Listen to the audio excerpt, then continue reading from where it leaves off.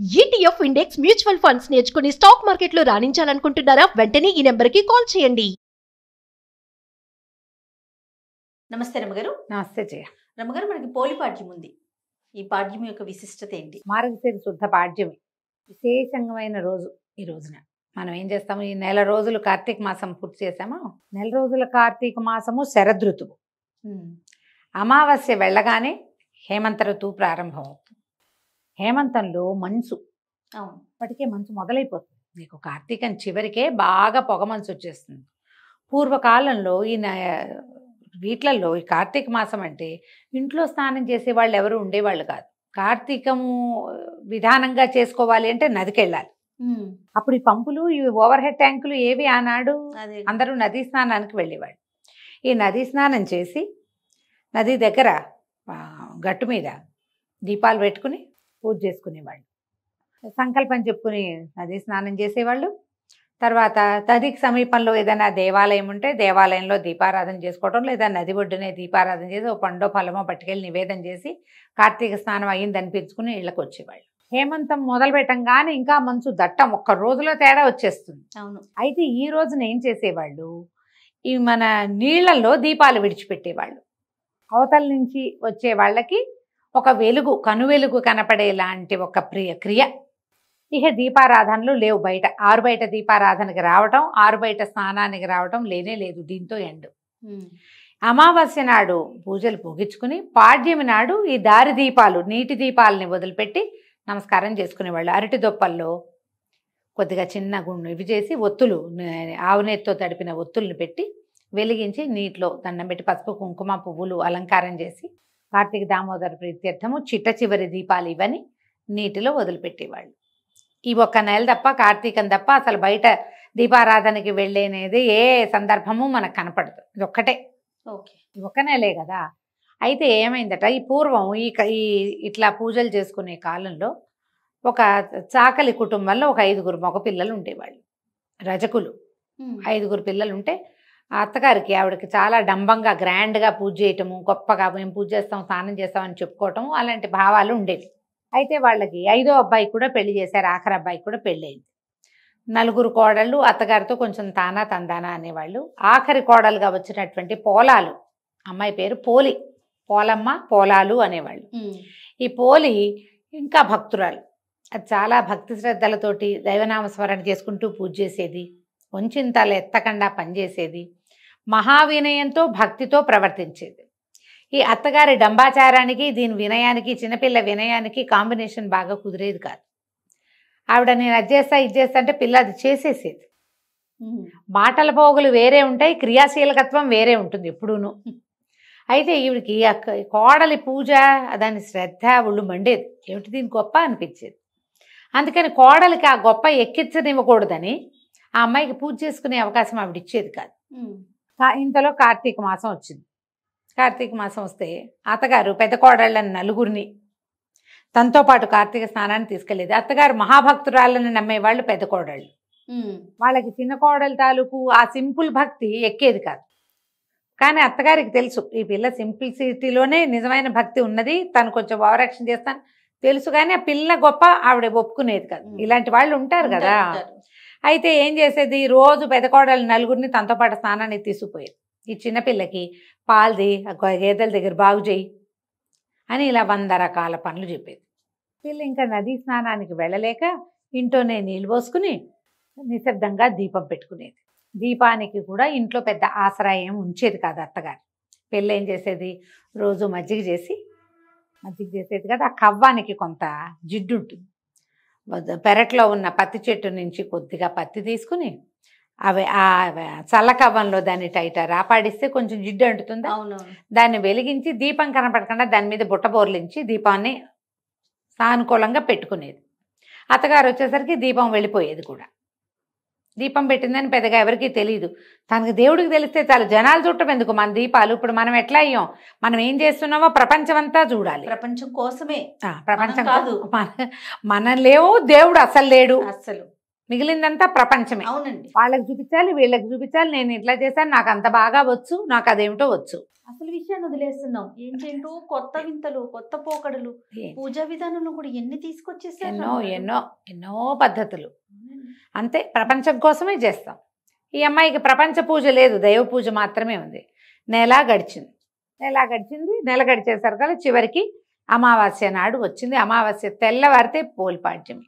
అందరూ స్నానాలకు వెళ్ళిపోయారు. నది ఒడ్డున దీపాలు వదిలిపెట్టారు. నదిలో దీపం మరి దీపాలు వదిలిపెట్టాలని క్రియ ఉందిగా.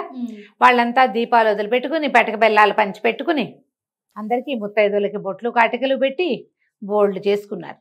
ఈ పిల్ల అయ్యో ఈ ఆఖరి రోజునైనా నీటిలో దీపం వదిలిపెట్టలేకపోతేనే ఇట్లా చేసుకున్నాను అని ఏం చేసింది, మళ్ళీ కాస్త ఒత్తి తీసి చిలికిన వెన్నని ఆ ఒత్తికి పట్టించి దీపం వెలిగించి ఏం చేసింది, దండం పెట్టుకుని నీటిలో వదలాలి. వాకిట్లో చాకటి బాణ ఉంది, వాళ్ళకి చాకింటి బాణ అంటారు. పెద్ద బాణలు ఉంటాయి రజకుల దగ్గర, ఇది వరకు ఉండేవి. ఇప్పుడు ఏం చేస్తున్నారో అని కమ్ము బిడవటం అని ఒక పద్ధతి ఉంటుంది. కమ్ము బిడవటం అంటే ఈ బాణని పొయ్యి మీద ఎక్కించి కింద మంట పెట్టి చవుడు సున్నము అవి వేసి బట్టలు, తెల్లటి బట్టలు అందులో పడేస్తే నీరు కాదు రంగంతపై తెల్లగా బట్టలు ఉడికి వాటి మధ్యలో ఇంచి ఉన్న మురికంతా పోయేదన్నమాట. కమ్ము పిడిచేవాళ్ళు.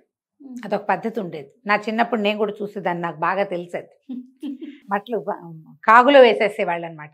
ఈ పెద్ద బాణ ఎక్కువ బట్టలు జాడించడానికి కూడా ఆ బాణ వీలుగా ఉండేది. బాణలో నీళ్లు ఉన్నాయి.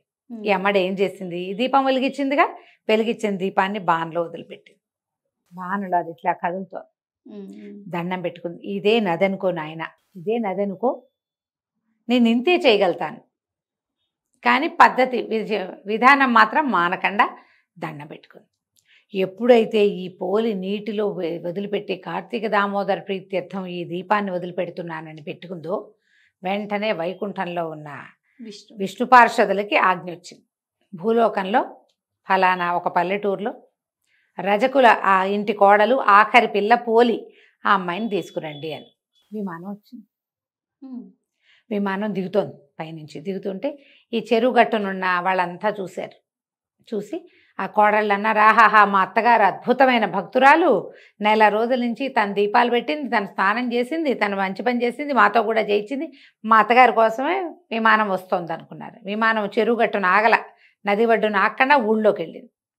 ఊళ్ళోకి వెళ్ళి ఆ అమ్మాయిని, ఈ పోలమ్మని చేతులు పట్టి లోపలికి తీసుకున్నారు. విష్ణుమాల వీళ్ళు ఎలా ఉంటారంటే విష్ణు పార్షదులు సాక్షాత్ విష్ణు స్వరూపులుగా ఉంటారు. శంఖచక్రాలు ధరించి పద్మమాల అలంకృతులుగా ఉంటారు. మెడలో తామర పూల మాలలు ఉంటాయి. పెద్ద పెద్ద విశాలమైన నేత్రాలు, తిరునామాలు, సాక్షాత్ విష్ణు స్వరూపులుగా ఉంటారు. మీరు గమనించండి, విష్ణువాలయాల్లో గుమ్మానికి అటు ఇటు జయ విజయులు నుంచుంటారా, వాళ్ళు ఎట్లా ఉంటారు, శంఖచక్రాలు ధరించి శంఖచక్ర గదా పద్మహస్తులుగా ఉంటారు. మెడలో పద్మమాల అలంకృతగా ఉంటారు. మెడలో పువ్వుల దండలు ఉంటాయి. ఆ దండ ఏదో పువ్వులు కాదు, పద్మాలే. అవునండి. ఇక్కడి నుంచి ఇక్కడికి నేత్రాలుండి పెద్ద పెద్ద పట్టివర్ధనాలు ధరించి సాక్షాత్ విష్ణు స్వరూపులుగా ఉంటారు. వాళ్ళు ఎక్కించుకున్నారు అమ్మాయిని. ఎక్కించుకునేసరికల్లా విమానం చెరువు గట్టు మీద నుంచి వెళ్ళంగానే అమ్మో పోలికి విమానం ఎక్కేసింది, దాన్ని తీసుకుపోతున్నారు, నేను మాత్రం ఎందుకు వెళ్ళకూడదని అత్తగారు ఏం చేసింది, ఆ విమానంలో కొస కూర్చుని కాళ్ళు వేళ్లాడేసుకున్న పోలమ్మ 2 కాళ్ళు పట్టుకుంది అత్తగారు. అమ్మో మా అత్తగారు విమానం ఎక్కి ఎగిరిపోతుందని పెద్ద కోడలు, చిన్న కోడలు, నడిపి కోడలు, 4వ కోడలు అందరూ కలిసి ఒకళ్ళ కాళ్ళు ఒకళ్ళు పట్టుకున్నారు. పొడుగ్గా సాగుతూ వెళ్తుంటే ఈ లోపల ఉన్న వీళ్ళు ఉన్నారుగా విష్ణు పార్షదులు, మీ అందరికీ అవకాశం లేదు, ఇది పోలమ్మకే ఉందని ఏం చేశారు, అత్తగారి చేతులు కత్తితోటి విదిలించేశారు. విదిలించగానే అత్తగారు పడింది, ఆవిడతో పాటు 4 కోడళ్ళు ఢామని కింద పడ్డారు. పోలమ్మని స్వర్గారోహణ చేయించేశారు. ఆ అమ్మాయి మాత్రం విష్ణులోకాలకి వెళ్ళిపోయింది. సశరీరంగా పోలాలకి ఇది లభించింది. ఈ పోలి స్వర్గారోహణ స్వర్గారోహణ అని చెప్పుకుంటాం, కానీ వైకుంఠానికి వెళ్ళింది అమ్మాయి. ఈ కథ చెప్పుకుని దీంతోటే మనం కార్తీక మాసం నెల రోజులు చేసింది పూర్తవుతుంది. నీటిలో దీపం వదిలిపెట్టాలి. ప్రవహించే నీటిలో వదిలిపెట్టగలిగే అదృష్టవంతులు ఎవరైనా ఉంటే హాయిగా చేయండి ఆ పని. మనలాగా సిటీల్లో ఉన్నవాళ్ళు అలాంటివి చేయలేం కదా. అందుకని ఒక టబ్బులో నీళ్ళు వదిలిపెట్టి ఆ నీటిని కదిపి ఆ దీపం నడిచేలాగా చేసినా కూడా మంచిదే. అవకాశం ఉంటే అట్లా చేసుకోవాలి. మొన్న కృష్ణానదిలో స్నానం చేసి నేను అక్కడ మాత్రం దీపం విడిచిపెట్టి వచ్చాను. అవకాశం కుదిరింది, వెళ్ళాను. ఈ సంవత్సరం 2 రోజులు వరుసగా కృష్ణ స్నానం చేసాం మేము. అప్పుడు దీపం వదిలిపెట్టాను. సరే కార్తీకంలో ఎప్పుడైనా మంచిదే, చివరి ఈ పాడ్యమి నాడు చేస్తే ఇంకా మరీ ఎక్కువ విశేషం. మీ మీ అవకాశాన్ని బట్టి చేసుకోండి. పోలిపాడ్యంతో మనకి కార్తీక మాసం వ్రతం పూర్తయినట్టు అనమాట. ఈ రోజున ఏం చేస్తాము మనము, ముత్తైదువులు ఎవరికైనా తాంబూలాలు ఇచ్చుకోవచ్చు. తెల్లవారుజామునే దీపాలు విడిచేస్తాం, రాత్రి కాదు. అవును, తెల్లవారే పాడ్యమి తెల్లవారుతూనే దీపం విడిచిపెట్టేసేయాలి, స్నానం చేయటం. దీంతో కార్తీక స్నానాలు కూడా ఎండనమాట. పొద్దున్నే తలార స్నానం చేయటం, పూజ చేసుకోవటం, శివ పూజ రోజువారీ ఏం చేసుకుంటున్నామో, గౌరీ పూజ శివ పూజ మనం ఏం చేసుకుంటున్నామో పూజ చేసి దీపాన్ని నీటిలో విడిచిపెట్టి, ఆ దీపాన్ని కొంచెం బెల్లం నివేదన చేసి, కాస్త ఒక అగరత్తి వెలిగించి, పసుపు కుంకుమ 2 పువ్వులు పెట్టి దండం పెట్టుకుని, పూలమ్మ వెళ్ళిరా అమ్మ క్షేమంగా అని చెప్పి ఆ దీపాన్ని నీటిలో వదిలిపెట్టేసేయాలి. ఇలాగా మనం పోలిపాడ్యమి పూజని పూర్తి చేసుకుంటాం. నమస్తే. నమస్తే.